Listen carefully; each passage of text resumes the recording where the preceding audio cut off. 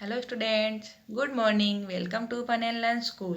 बच्चों, आज हम पढ़ेंगे कक्षा 5 की क्लास में हिंदी में वर्कशीट। एग्जाम आने वाला है ना, तो एग्जाम की तैयारी के लिए पहले आज हम प्रश्न उत्तर समझेंगे। ओके, चलो स्टार्ट करते हैं। बच्चों चलो हम स्टार्ट करते हैं। देखो हमारे कैसे प्रश्न आएंगे। सही विकल्प पर सही का चिन्ह लगाइए। विकल्प दिए, इसमें जो सही होगा इसको हमको यहाँ पर लिख देना है। देखो, लड़का पत्थर पर क्या उकेलना चाहता था? तो घंटिया। केशव कितने साल का था? 10 साल का। आगरा किला किसने बनवाया? शाहजहां ने। प्रिय का स्त्रीलिंग है तो क्या आएगा? प्रिया। अपनी डायरी में महत्वपूर्ण घटना को किसने लिखा? कुंभी ने। इला कितने साल की थी? 15 साल की। पिन कोड की शुरुआत कब हुई?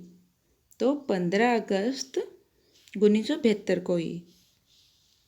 ईला कहाँ रहती थी? तो ईला गुजरात के सूरत जिले में। केशव के पिता गुजरात से खाली जगह आकर बस गए। कहाँ? आगरा। हिंदी में वचन कितने होते हैं? तो हिंदी में वचन 2 होते हैं। अब देखो बच्चों, आगे दिया गया है, कोष्टक में दिए गए शब्दों का बहुवचन बनाकर रिक्त स्थान भरे। तो ये हमको ये शब्द दिए गए हैं, बेटा, कपड़ा, मछली, इनका बहुवचन हमको यहाँ पर लिखना है। तो देखो, पहला है आपके कितने खाली जगह है, तो बेटा का क्या आएगा? बेटे हैं। धोबी खाली जगह लेकर आए तो कपड़ा का कपड़े। खाली जगह तैर रही है, मछली का मछलियाँ तैर रही है। भाग्य से आपके दर्शन हो गए। आपकी आंखों से आंसू क्यों निकल रहे हैं? तो आंसू का बहुवचन आंसू ही होता है।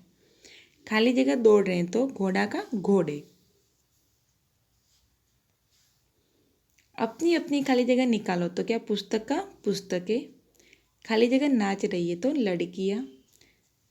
फिर देखो, छात्र है तो छात्र का बहुवचन में छात्रगण आता है बच्चों, तो छात्रगण परेड कर रहे हैं। खाली जगह बैठे हैं तो कौन? बच्चा नहीं, बच्चे बैठे हैं। फिर देखो, नीचे दिए गए शब्दों को पहचान कर उसके सामने पुल्लिंग या स्त्रीलिंग लिखिए। तो भारत क्या कौन सा शब्द है? पुल्लिंग। फिर हिंदी स्त्रीलिंग, गंगा स्त्रीलिंग, जामुन पुल्लिंग, दूध पुल्लिंग, कटोरी स्त्रीलिंग, माला स्त्रीलिंग, बुढ़ापा पुल्लिंग, मोती पुल्लिंग और खटिया स्त्रीलिंग। निम्नलिखित शब्दों को मिलाकर यौगिक शब्द बनाइए। तो देखो, विद्या प्लस आले तो विद्यालय, पाठ प्लस शाला तो पाठशाला, रसोई प्लस घर तो रसोई घर, पुस्तक प्लस आले तो पुस्तकालय, विद्या प्लस अर्थी तो विद्यार्थी।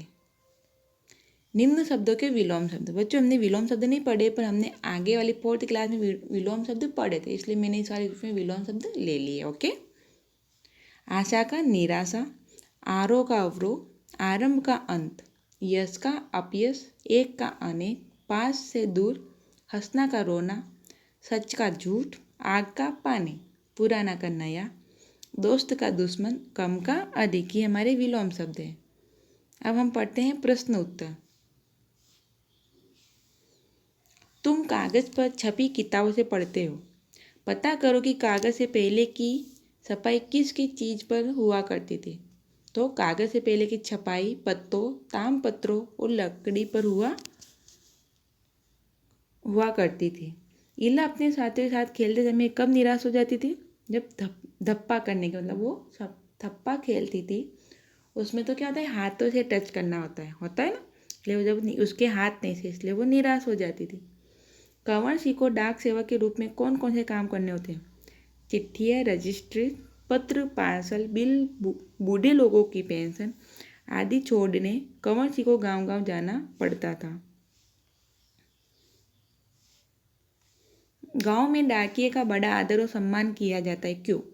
क्योंकि वहां पर आज भी संदेश पहुंचाने का सबसे बड़ा जरिया डाक ही है। गांव के लोग अपनी चिट्ठी आदि पाने के लिए डाकिये का इंतजार करते हैं। ईला की कसीदाकारी में खास बात क्या थी? तो ईला की कसीदाकारी में काठियावाड़ के साथ साथ लखनऊ बंगाल की भी झलक थी। कुम्मी के लिहात जो किताब आई थी वह कब छपी थी? वह किताब सदियों पहले छपी हुई है। अकबर को पहरेदार की दखल अंदाजी अच्छी क्यों नहीं लगी? अकबर को पहरेदार की दखल अंदाजी इसलिए अच्छी नहीं लगी क्योंकि वे नन्हे से केशव से इम्तिनान से बात करना चाहते थे और उसके हुनर के बारे में विस्तार से जानना चाहते थे। पैदल हरकारों को किस किस तरह की दिक्कतों का सामना करना पड़ता है? पैदल हरकारों को हर तरह की जगहों पर पहुंचना होता है। उन्हें डाक की रक्षा भी करनी होती है। डाकू लुटेरों या जंगली जानवरों की चपेट में आने का डर हमेशा बना रहता था। संदेश भेजने के लिए किस प्रजाति के कबूतर को प्रशिक्षित किया जाता है? गिरहबाज या हुमर प्रजाति के। पिन कोड का पूरा नाम क्या है? ये कितने अंकों का होता है? तो पिन कोड शब्द पोस्टल इंडेक्स नंबर से, इसका पूरा नाम क्या है? Postal index number. Pin code 6 अंकों का होता है।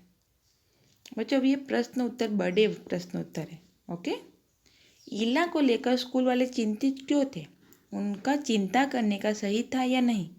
अपने उत्तर का कारण लिखो। तो स्कूल वाले उसकी सुरक्षा, उसके काम करने की गति को लेकर अर्थात उसकी अपंगता को लेकर चिंतित थे क्योंकि ईला के हाथ नहीं थे। उनका चिंता करना बहुत कुछ हद तक सही था और कुछ हद तक नहीं। जहाँ तक उनकी सुरक्षा संबंधी चिंता थी वह तो सही थी, लेकिन उसकी अपंगता को लेकर चिंतित होना सही नहीं था क्योंकि ईला कोई भी काम इतनी फुर्ती से करती थी कि देखने वाले दंग रह जाते थे। केशव 10 साल का था। क्या उसकी उम्र के बच्चों का इस तरह से काम से जुड़? ठीक, अपने उत्तर का कारण जरूर बताओ। इस उम्र के बच्चों को इस तरह काम से जुड़ना ठीक नहीं है क्योंकि यह उम्र पढ़ने लिखने और खेलने कूदने की होती है। इतनी कम उम्र से काम में लग जाने के कारण उनका मानसिक और शारीरिक विकास कुंठित हो जाता है, अतः उन्हें पढ़ने का समुचित अवसर अवश्य मिलना चाहिए। ईला की कसीदाकारी में खास बात क्या थी? ईला की कसीदाकारी में काठियावाड़ के साथ साथ लखनऊ और बंगाल की भी झलक थी। उसने काठियावाड़ी टाँकों के साथ साथ और कई टाँके भी इस्तेमाल किए थे। पत्तियों को चिकनकारी से सजाया था, डंडियों को कांथा से उभारा था, पशु पक्षियों की ज्यामितीय आकृतियों को कसूती और जंजीर से उठा रखा था। अब आगे है, केशव बार बार सबको सुनाता। केशव सबसे क्या कहता होगा? कल्पना करके केशव के 2 शब्द लिखिए।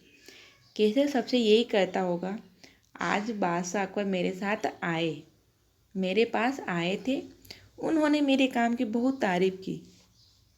उन्होंने मुझे नक्काशी का काम सिखाने को कहा। मुझे बादशाह की ऐसी इच्छा पर हैरानी हुई, फिर भी मैंने उन्हें अब बहुत अच्छे से नक्काशी का काम सिखाया। सीखने के दौरान उन्होंने मुझे जी हुजूर भी कहा।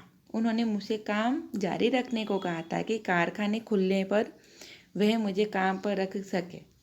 वे मुझसे प्रभावित थे, मतलब खुश हुए।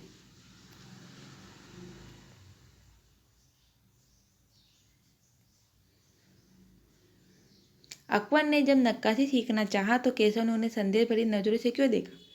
केशव को संदेह इसलिए हो रहा था क्योंकि उसके हिसाब से एक बादशाह के पास नक्काशी सीखने से भी ज़्यादा कई महत्वपूर्ण कार्य होते हैं। उनके लिए वे कार्य करना अधिक जरूरी है। गांधी जी को सिर्फ उनके नाम और देश के नाम के सहारे पत्र कैसे पहुंच गया होगा? गांधी जी भारत में ही नहीं विदेशों में भी प्रसिद्ध थे। उनके बारे में सभी को पता होता था कि वे किसी खास समय में किस स्थान पर है। इस कारण उनको सिर्फ उनके नाम और देश के नाम से सहारे पत्र पहुंच गया था। पहाड़ी इलाकों में डाक पहुंचाने में कंवर सिंह को किन मुश्किलों का सामना करना पड़ता है? पहाड़ी इलाकों में ठंड बहुत पड़ती है। हिमाचल प्रदेश के कुछ जिले जैसे किन्नौर और लाहौर स्पीति में तो अप्रैल महीने में भी बर्फबारी हो जाती है। बर्फ में चलते हुए कंवर सिंह को अपने पैर ठंड से बचाने पड़ते हैं क्योंकि स्नो वाइट का डर रहता था। इन जिलों में उस एक घर से दूसरे घर तक डाक पहुंचाने के लिए लगभग 26 किलोमीटर रोजाना चलना पड़ता था। फिर बच्चों आगे प्रश्न है, कंवर सिंह को बेस्ट पोस्टमैन की उपाधि क्यों कब मिली? अपनी जान पर खेलकर डाक की चीज़ें बचाने के लिए भारत सरकार ने उन्हें बेस्ट पोस्टमैन का इनाम दिया। ये इनाम उसे 2004 में मिला। इस इनाम में 500 रुपये और प्रशस्ति पत्र मिला। रोहित ने कहा था, कितनी पुस्तकें बेकार जाती होगी। इस बार पढ़ी और फिर बेकार हो गई। क्या सचमुच में ऐसा होता है?